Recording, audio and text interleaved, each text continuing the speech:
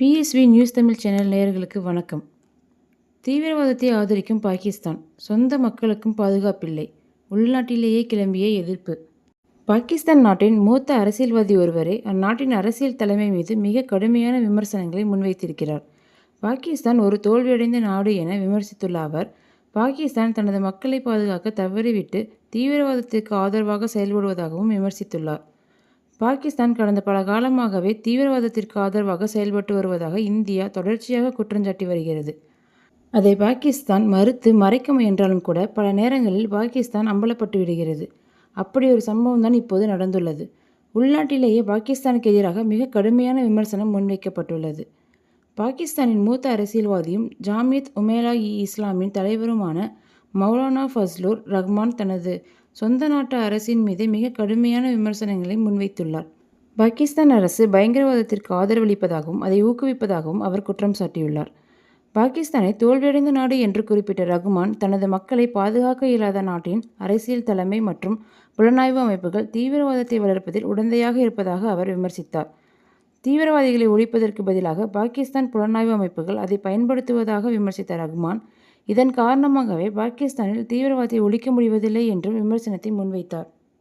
இது தொடர்பாக அவர் மேலும் கூறுகையில், நமது அரசு குற்றங்களை தங்கள் ஆதாயத்திற்காக பயன்படுத்துகிறது. குற்றங்களை ஒழிக்க அவர்கள் எதுவும் செய்வதில்லை. குற்றங்களுக்கு எதிராக கொள்கைகளை வகுத்தாலும் அதை செயல்படுத்துவதில்லை. பயங்கரவாத எதிர்ப்பு நடவடிக்கை என சொல்லி சில நடவடிக்கைகளை எடுப்பார்கள். ஆனால் அது சர்வதேச சமூகத்தை திருப்திப்படுத்த பெயரளவிலேயே இருக்கும் என்றார். ரஹ்மான் பாகிஸ்தான் புலனாய்வு அமைப்புகள் மீதுதான் முக்கிய குற்றச்சாட்டுகளை முன்வைத்தார். பாகிஸ்தான் புலனாய்வு அமைப்பு பயங்கரவாதத்தை ஊக்குவித்து வருவதாக சாடிய அவர், அதே நேரம் வெளியுலகிற்காக தீவிரவாதத்தை எதிர்த்து செயல்படுவது போல் காட்டிக்கொள்வதாகவும் குற்றஞ்சாட்டினார். இது தொடர்பாக அவர் மேலும் கூறுகையில், அவர்கள் பயங்கரவாதத்தை ஊக்குவிக்கிறார்கள். பஜூர் மற்றும் வஜிரிஸ்தானில் தினமும் தீவிரவாதம்தான் நடக்கிறது. தீவிரவாதத்தை ஒடுக்குகிறோம் என சொல்லி அப்பாவி மக்களை குறிவைக்கிறார்கள். பொதுமக்களை மிரட்டி பணம் பறிக்கிறார்கள். வளர்ச்சிக்காக ஒதுக்கப்படும் நிதியில் சுமார் 10% வரை தீவிரவாத குழுக்களுக்கு செல்கிறது. இப்போது கூட கனிம வளங்களை தாரை வார்க்க பாகிஸ்தான் முடிவெடுத்துள்ளது. பாகிஸ்தானின் கனிம வளம் பொதுமக்களின் நலனுக்கு பயன்படுத்தப்பட வேண்டும். ஆனால் சிலரின் தனிப்பட்ட நலன்களுக்காக அவை பயன்படுத்தப்படுகின்றன.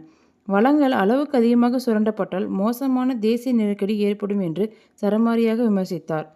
பாகிஸ்தான் அதிகார மையத்தையும் இராணுவத்தையும் விமர்சித்த அவர், இராணுவம் மற்றும் அரசியல் தலைமையின் கைகளில் அதிகாரம் குவிக்கப்பட்டுள்ளது. இப்போது அதிகாரத்தை பெறுவதிலேயே குறிவைத்து அனைவரும் செயல்படுகிறார்கள். இங்கு ஒருவரிடம் அதிகாரம் அளவுக்கு அதிகமாக குவிக்கப்படுகிறது. அதை கேள்வி கேட்டால் உங்களுக்கும் தேச துரோகி முத்திரை குத்தப்படும். பாகிஸ்தான் அரசு மக்களுக்கு சேவை செய்வதை விட மக்களை கட்டுப்படுத்தவே விரும்புகிறது என்று தெரிவித்தார். மேலும் இது போன்ற தகவல்களை தெரிந்து கொள்ள பிஎஸ்வி நியூஸ் தமிழ் சேனலை சப்ஸ்கிரைப் செய்து கொள்ளுங்கள். நன்றி.